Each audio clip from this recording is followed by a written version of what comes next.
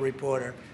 As far as the Epstein files is, I have nothing to do with Jeffrey Epstein. I threw him out of my club many years ago because I thought he was a sick pervert. But I guess I turned out to be right. But you know who does have? Bill Clinton, Larry Summers, who ran Harvard, was with him every single night, every single weekend. They lived together. They went to his island many times. I never did. Andrew Weissman, I hear. All these guys were friends of his. You don't even talk about those people. You just keep going on the Epstein files. And what the Epstein is a Democrat hoax to try and get me not to be able to talk about the $21 trillion that I talked about today. It's a hoax.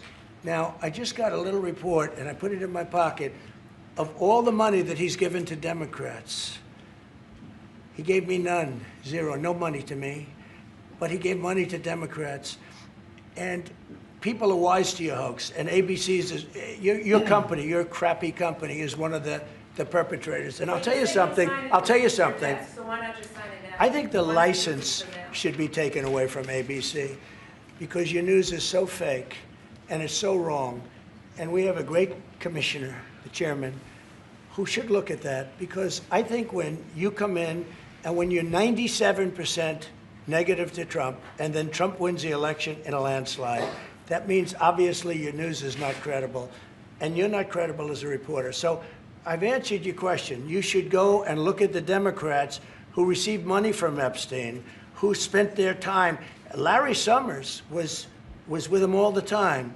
That creep of the fund guy was with him all the time. What's his name? Who? Reid Hoffman. I don't know Reid Hoffman, but I know he spends a lot of money on the radical left. Reid Hoffman, in my opinion, should be under investigation. He's a sleazebag. And those are the people, but they don't get any press, they don't get any news, and you're not after the radical left because you're a radical left network. But I think the way you ask a question with the anger and the meanness is terrible. You ought to go back and learn how to be a reporter. No more questions from you. Who else has a question? Prince, very quickly, I want to ask you, how much money is Saudi Arabia giving for Gaza Reconstruction? Well, we are in discussion about that. Still, there is no amount being It'll be a lot. named, but we will definitely help. Yeah, he's gonna. It's very important to him. And a quick follow-up: the International Security Force. Given your pledge, there would be no U.S. boots on the ground. What is the U.S. role going to be in that? And how do you sort of ratify the allegations that this could undermine Palestinian sovereignty and even the path to statehood? Look, I think we're going to get along great with the Palestinians, and we know their leadership.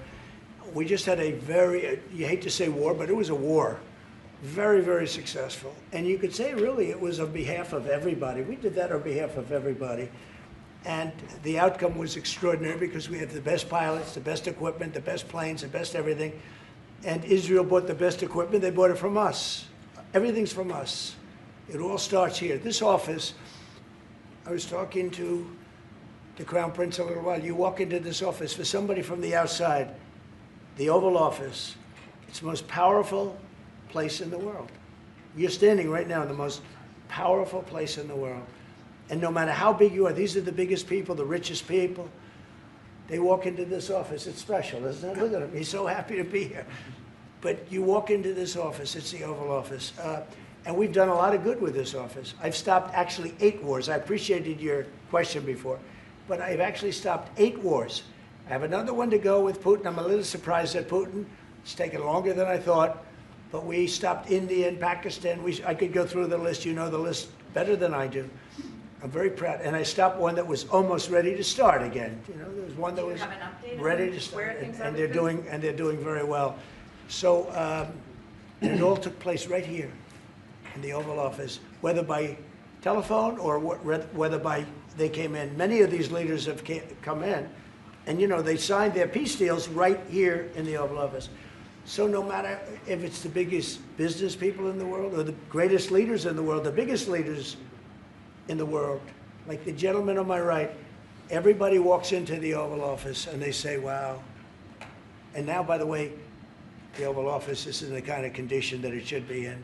Whether you look at the walk or the marble floors or anything down the road, we're fixing the White House. And we're building one of the greatest ballrooms ever to be built. You know, we have an event tonight and we're going to have about 118 people because we have a very small room. For 150 years,